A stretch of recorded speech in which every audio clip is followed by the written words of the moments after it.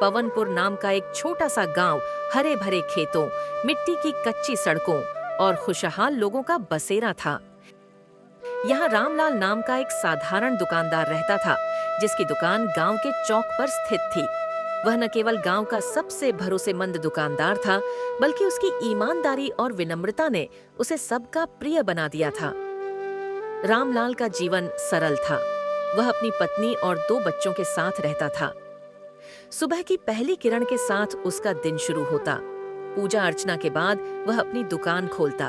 उसका सिद्धांत था, ईमानदारी से कमाया हुआ 1 रुपया भी उस धन से अधिक मूल्यवान है जो झूठ और धोखे से प्राप्त हो। रामलाल की दुकान पर रोज ग्राहकों का तांता लगा रहता। उसकी दुकान भले ही छोटी थी, लेकिन उसमें हर जरूरी चीज मिल जाती थी। चावल, दाल, तेल, मसाले, गुड़ और कपड़े। लेकिन जो चीज सबसे अनमोल थी, वह थी रामलाल की ईमानदारी। एक बार एक किसान रघु, जो अपनी फसल बेचने के बाद गांव लौटा था, रामलाल की दुकान पर कुछ सामान लेने आया। उसने गलती से रामलाल को 50 रुपए ज्यादा दे दिए। जब रघु घर पहुंचा और अपनी गलती का एहसास हुआ, तो वह परेशान हो गया। लेकिन जब वह वापस दुकान पर पहुंचा, तो रामलाल ने मुस्कुराते हुए कहा, रघु भैया, ये लो तुम्हारे 50 रुपए। मैंने सोचा था कि तुम जरूर वापस आओगे। रघु भावुक हो गया और बोला, रामलाल, तुम्हारे जैसे ईमानदार इंसान से ये गांव धन्य है। गांव में कुछ दिनों बाद रघुनंदन नाम का एक बड़ा व्यापारी आया। वह बड़े शहरों से अपना व्यापार करता था और धनी था। उसने गांव में रामलाल की प्रसिद्धि और दुकान की भीड़ देखी। रघुनंदन ने सोचा, यह साधारण दुकानदार इतनी भीड़ कैसे जुटा सकता है? अगर यह मेरा प्रतिस्पर्धी है, तो इसे हटाना होगा। रघुनंदन ने गांव में अपनी एक बड़ी दुकान खोल ली। उसने सस्ते दामों पर सामान बेचना शुरू किया और लोगों को अपनी ओर आकर्षित करने की कोशिश की। लेकिन गांव के लोग रामलाल पर इतने विश्वास करते थे कि वे रघुनंदन की दुकान पर नहीं गए। रघुनंदन ने एक योजना बनाई। उसने अपने नौकर को रामलाल की दुकान पर नकली नोट के साथ भेजा। नौकर ने रामलाल से चावल खरीदे और उसे 500 रुपए का नकली नोट दे दिया।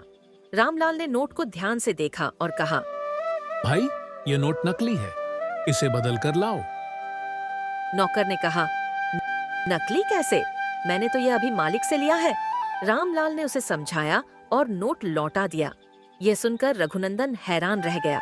उसने सोचा, यह आदमी न केवल ईमानदार है, बल्कि बहुत सतर्क भी है। इसे हराना आसान नहीं होगा। रघुनंदन ने झूठा आरोप लगाया कि रामलाल ने उसकी दुकान से सोने की चेन चुरा ली है। उसने गांव के सरपंच से शिकायत की। सरपंच ने पंचायत बुलवाई और रामलाल को बुलाया। रामलाल ने शांत स्वर में कहा, मैंने कभी किसी की संपत्ति पर नजर नहीं डाली। आप चाहें तो मेरी दुकान और घर की तलाशी ले सकते हैं।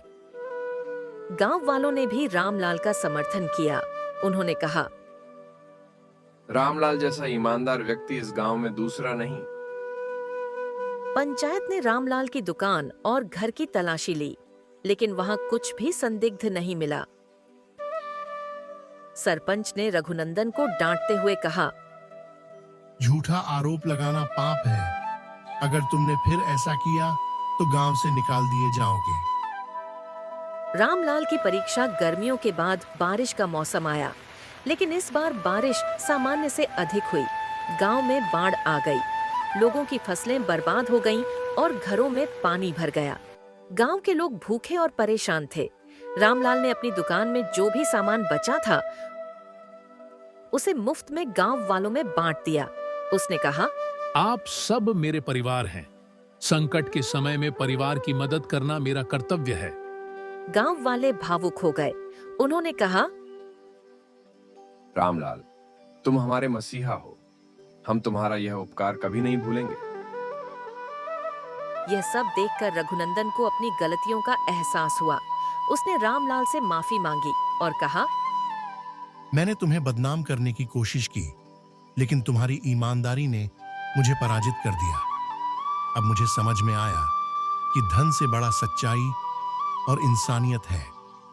रामलाल ने उसे माफ करते हुए कहा, गलती हर इंसान से होती है, लेकिन अपनी गलती को मानकर सुधार करना सबसे बड़ा गुण है। गांव में रामलाल की ईमानदारी और दयालुता के किस्से फैल गए। लोग कहते थे, रामलाल की दुकान सिर्फ सामान बेचने की जगह नहीं, बल्कि सच्चाई और इंसानियत का मंदिर है।